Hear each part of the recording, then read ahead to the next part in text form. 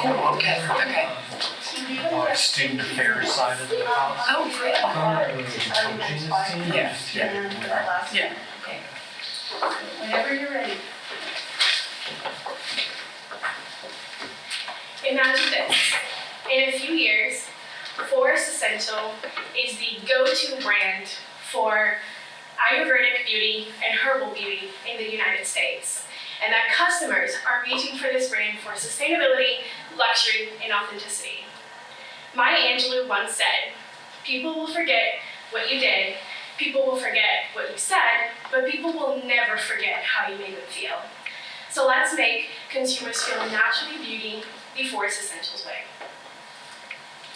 So during our proposal, our goals are US expansion and understanding and targeting new audiences. This will be achieved through three main questions that guided us. How can Forest Essential pursue international growth? How can they deliver their unique selling point to US markets and customers? And how can they leverage partnerships and technologies for growth and strategically? Our proposal will aim to generate an extra $117 million in revenue and around 800,000 new customers by the end of 2028 in 5 years. So today, our team is VIVA Consulting, and I'm joined by Huntley Doyle, our VP of Technology, Jessamy Lee, our Vice President of Finance, myself, Vice President of Operations, and Shamir Brown, our Vice President of Marketing, who will take us away. As you guys are all aware, Forest Essentials is an Indian brand that is very important in the field of Ayurvedic practices, and we think that it is the best way for Forest Essentials to continue promoting that traditional practice in its future growth. First thing, their strengths. Forest Essentials has a very unique and special way that they make all of their processes, and they have been a big pioneer in environmentalism and ethical practices from the very beginning of their company, so it's very important that they continue those throughout their growth. Challenges is that since they are so reliant on these natural processes and natural ingredients, you're going to have to deal with the weather, monsoons, hurricanes, droughts, which is going to slow down supply chain. And also a really big threat to Forest Essentials is the cheaper American brands coming into the market. Kobe and Unilever are nipping at the heels of making their own green label products, and there's also competition within India, Ayurveda, which is also a really big competitor for Forest Essentials and can impact their growth. So Vanita is a perfect example of your target market. She is around 40 years old, she's a career woman, and she really cares about the products that she uses on her skin and what she puts inside her body. So she really represents the values of Forest Essentials, and I don't know about you, but my mom, she likes what she likes. So she is a true customer because she is going to stick with one product and is going to be more likely to continue buying it, and she has the income to continue buying from these luxury products as well. Some problems that Forest Essentials is going to have, or currently having right now, is one, declining market share. As I said earlier, American brands are creating their own competing products. Second is weak ESG positioning. Many potential customers do not know that Forest Essentials is a pioneer in Ayurvedic practices within their production process. So it's very important that they need to market that, especially when declining market share is a really big problem. What other company do you know has chanting mantras to help promote plant growth? What other companies do you know has hand-picked ingredients going to be made into soaps? Bath and Body Works isn't doing that, so customers need to know about that. Third is lack of strategy for international growth. The way that Americans interact with beauty is a lot different than how the Asian market interacts with beauty. How is Forest Essentials going to pivot their company depending on their international reach? So looking at the current challenges that Forest Essentials is having, we're recommending the firm to expand to the US, and a walkthrough of an India and US market will provide insights into the rationale. So looking at the Indian market, First Essentials is targeting high-earning millennials in this market, which stand around 15 million available consumers. Due to the highly concentration nature of this market, there's not room for growth for First Essentials. And because the market is not that major, they don't have a room for growth again. So we recommending the firm to expand to the US because on the contrary, the US almost quadruples that market size. And First Essential will be targeting middle class to upper middle class Gen Z who love cultural, quality, and sustainable products. And these consumers are less price sensitive and more brand loyal than the Indian consumer, just due to the strong economy and stronger GDP per capita. So First Essential will be focusing in this market with, so we can see by 2032, there's a large difference in profit margin if they were to just stay in India and the UK with their operation versus having a US expansion, and this is because of an expansion in market size and just much more opportunity. So in a strategy, we're recommending First Essentials to target Gen Z and leverage advanced technologies to capture that market growth in US herbal beauty market and keep their value as a premier Ayurvedic cosmetics, and a detailed walkthrough strategy will be provided in the following slides. So as Josephine just mentioned, our strategy is trifold. The first one is through US expansion. Our second strategy is targeting Generation Z. And the third one is through leveraging technology. So to go into our first strategy, as research has shown us, Forest Essentials is willing to partner with Sephora and specifically with the LVMH group, specifically because they're world leader and have high quality products. Partnering with Sephora already, they have a global presence. There are in over 27,000 stores, 2,700 stores in 35 countries worldwide, and they actually already work with smaller brands that are foreign and that also have similar values like Forest Essential does, like Laneige, SK2, Some by Me, among others. And if Forest Essential is looking to further expand globally, Sephora would be a great way to do that. Not only, but not having brick and mortar stores in the US will greatly reduce costs and will just help enter the market a lot easier. On the other hand, Sephora also has values that perfectly align with Forest Essentials. Like they collaborate with curated brands, and they're champions of diversity, inclusivity, and empowerment, not only in the US, but also in the rest of the world.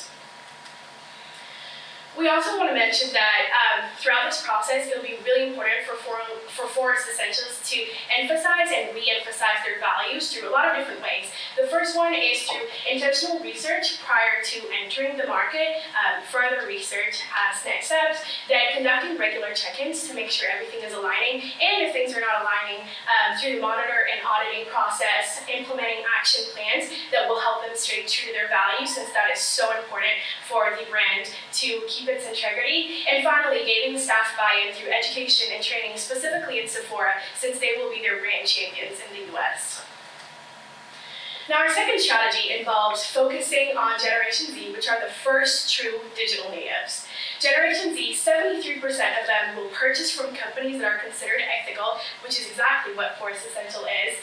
And additionally, they're organic brand ambassadors, which will bring a great word of mouth and will help with the expansion.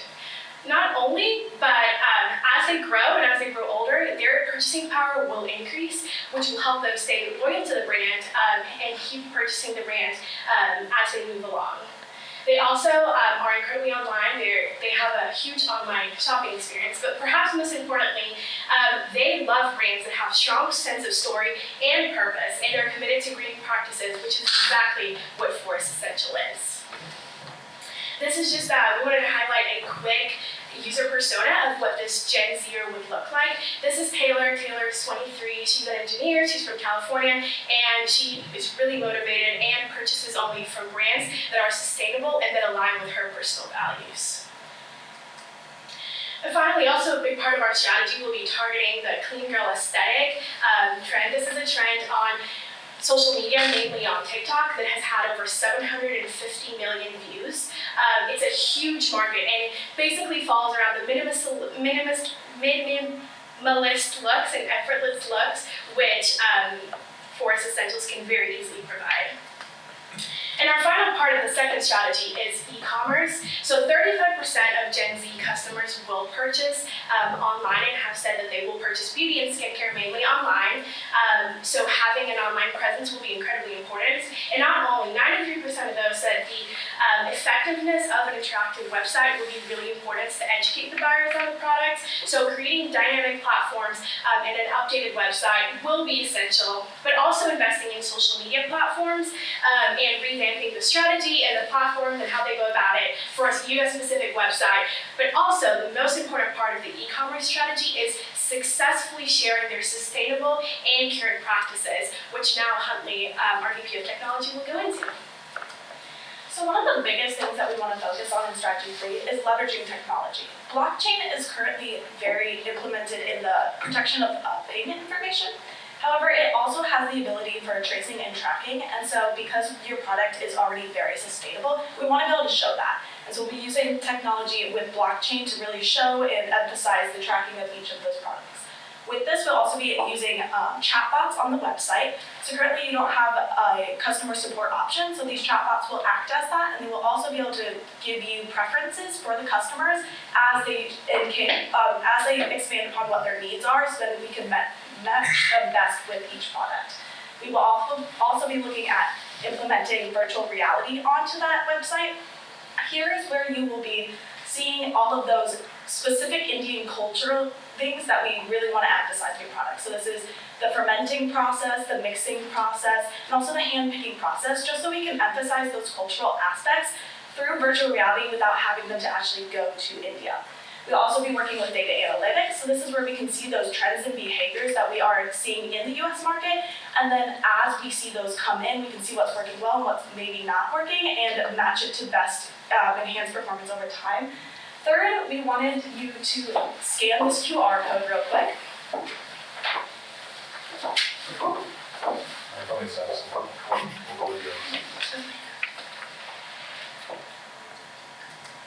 So when you scan this QR code, it's going to pull up our supply chain process. We will have a QR code on every single one of our products, and it will begin at the top. These are our first 5 suppliers. This will be where your ingredients are specifically coming from. Those ingredients then go into the Forest Essential Factory. This is where the mixing process and the final assemblance takes place.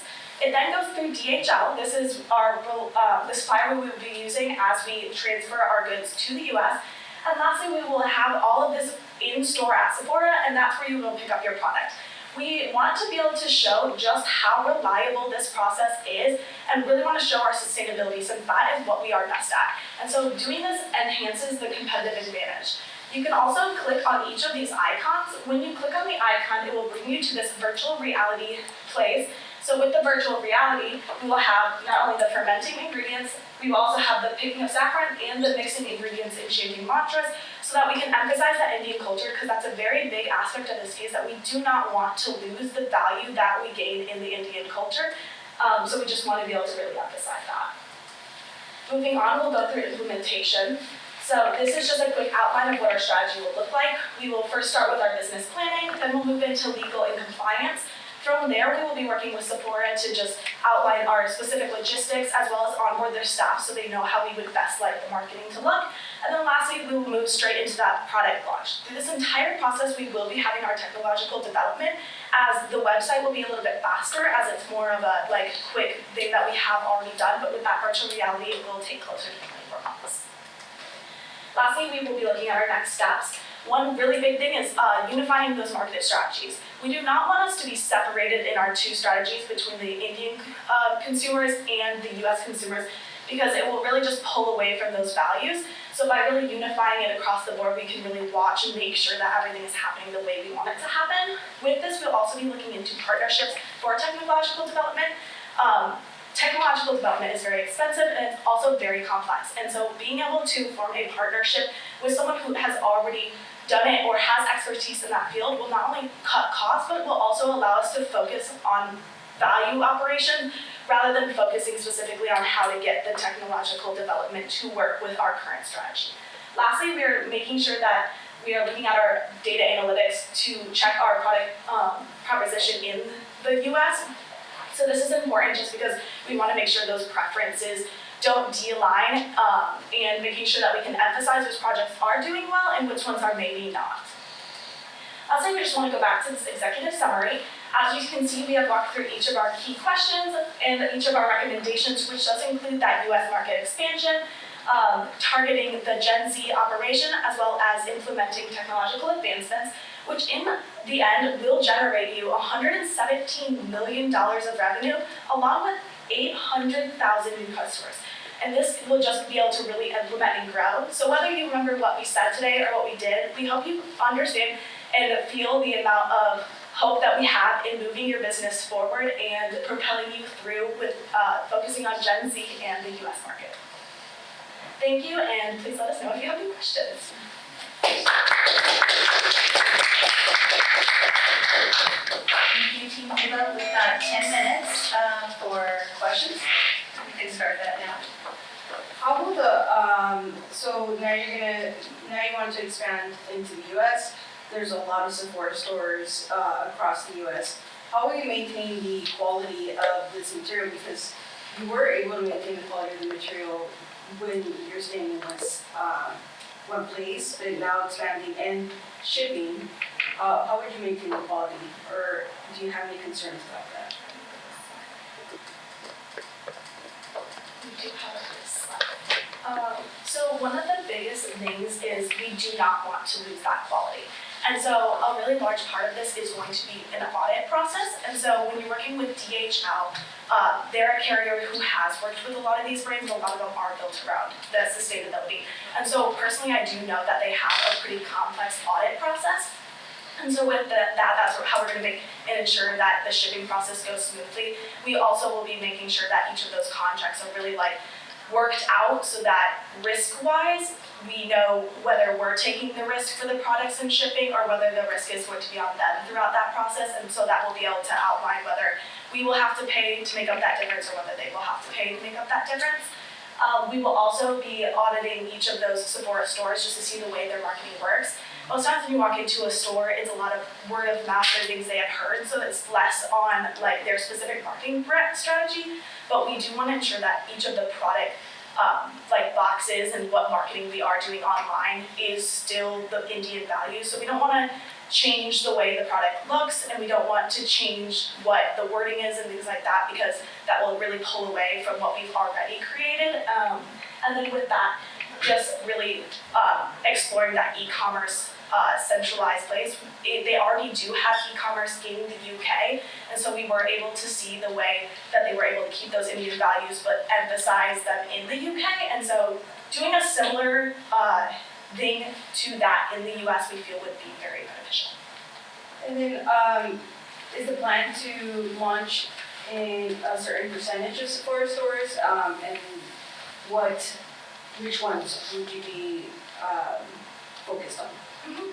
We don't have a map for this, but we were thinking that we would kind of start where this clean girl aesthetic is more popular, and right now that's currently in areas that are in more localized cities and more on the coastlines, just because you have more of like currently in California, it's a very big trend in California, and so that's kind of where we'd be focusing, especially because it is easier to get those shipments and work with that on the coastline. And then as we expand, we'll move more into the Texas areas, because that's also a very big spot that is a hot spot for this kind of aesthetic. And then once we are able to expand enough in those regions, then it would be expanding to the Midwest. I saw DHL in the presentation, and I've been in the transportation logistics industry for 25 years, and they're a competitor of ours, Aware. Let's just go back. Freight forwarder. How are you looking at air freight, ocean freight, a combination of both? Yeah, it will depend on which products we are doing, since it is more of that, the ingredients are fresher. It would be a little bit more difficult to do ocean freight, just because we don't want it to hit expiration dates, especially because some of those shipments are getting stuck on the ocean currently, and the products are relatively lightweight. So we would be looking into kind of a combination depending on which products we were shipping at the time. So if we're looking at the more high quality ones that have quicker expiration dates, we would look into air. But for most of the ones that are more your hair care and your body care that have like that longer timeline, then we would be using Ocean. Your products are already expensive. How would you account for adding that duties, taxes, and the cost of air freight, right? The other part of the question is, speed to market is obviously essential, right? So I go online and I'm a Gen Z, Yeah. and I want a product fast. I don't want Yes. to wait 2 weeks. Would you have fulfillment centers with maybe some stock for your most hot items, your ABCs, so that I can get it overnight, tomorrow, 48 hours? Because we That's what I would we do. do have Sephora, if you want to talk further on that. Yes, one of the big parts of leveraging technology will be utilizing data analytics to help forecast the trends and to be able to predict any bottlenecks we might have or any issues we might have with inventory. So working with technology to help that, but also with stocking more inventory in the US and the fulfillment centers around here. Plus Sephora, I don't know if you want to add on Sephora. With Sephora, they are currently already working with brands such as Laneige, and those are more of these like South Korean brands. And so with that, they already know how to work that out. And a lot of this process of implementing into the stores is done by Sephora. And so DHL is actually the shipment provided by Sephora. And so it's just contracts wise, but they do help a lot with kind of making sure they have safety stock because they don't want their shelves empty either, as much as we don't want our products not to be there. You're thinking more about plug and play on what it's already established, basically. Yes. Distribution channels. Yes. With the additional practices and things that are specific to your product. Yes. You mentioned in your presentation that you want to maintain the image across both target audiences. What is one of the biggest areas that you'll have, what challenges will you have in that space to maintain the same type of, what is it that you want to maintain the image of it and the marketing of it? What would be some of the biggest challenges maintaining the same marketing style or the same type of packaging in the US and versus India? I think one of the biggest issues is making sure that the Indian values in terms of packaging is consistent and also resonating with American consumers. American consumers are still kind of focusing or having prevalence of like American-based brands. So, and K-beauty and Asian beauty brands are just now getting caught up in the American beauty market. So definitely that's going to be our biggest issue is having American Gen Z target market gravitate towards something that isn't truly like American. So in that case, that's where we're going to be using social media. Influencers is really going to be big.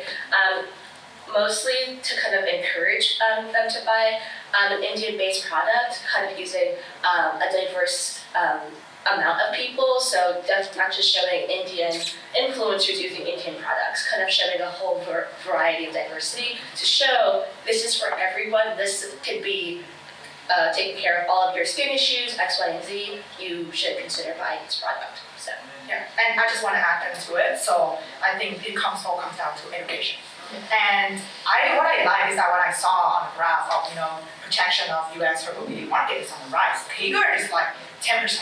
And I was impressed because I was just like, well, years before, people didn't talk about this. And all these things were like considered cultural and stay in the regions it came from. But now things are getting to the US, people are getting more education, and Gen Z especially. We have so much technology and just platforms that people can look at, Indian influencers and, cultural influencers who can come in and explain the beauty of Ayurvedic cosmetics. So I feel like, for your strategy, we focus on the piece of education through social media, as Shinera remarked. and that's where the virtual reality comes in, and that's like our secret sauce in terms of encouraging Gen Zers to see like, oh, this is something that you're not going to get if you buy from like a Walmart brand or like Elf Cosmetics or X, Y, and Z. This is why we're special. This is why you should be buying Forest Essentials. So kind of using technology to show us that we are ahead of the path is really going to be influential, especially since we're marketing to Gen Zers.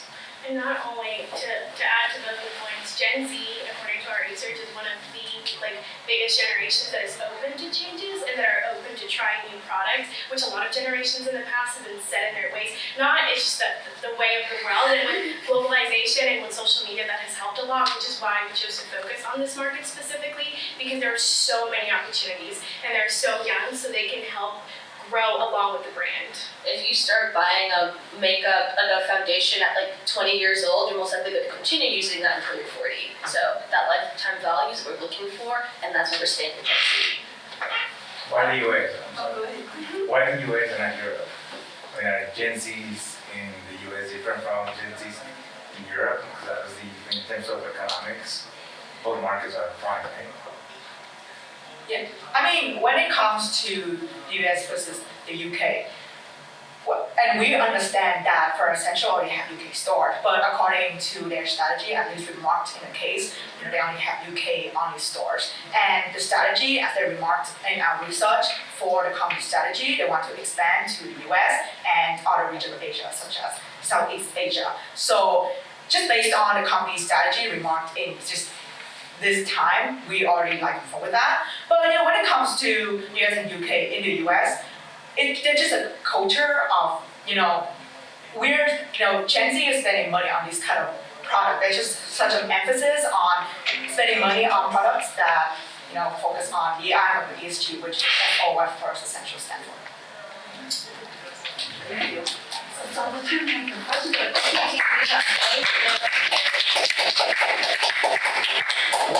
we'll leave the room to the judges. Thank you so much. Thank you.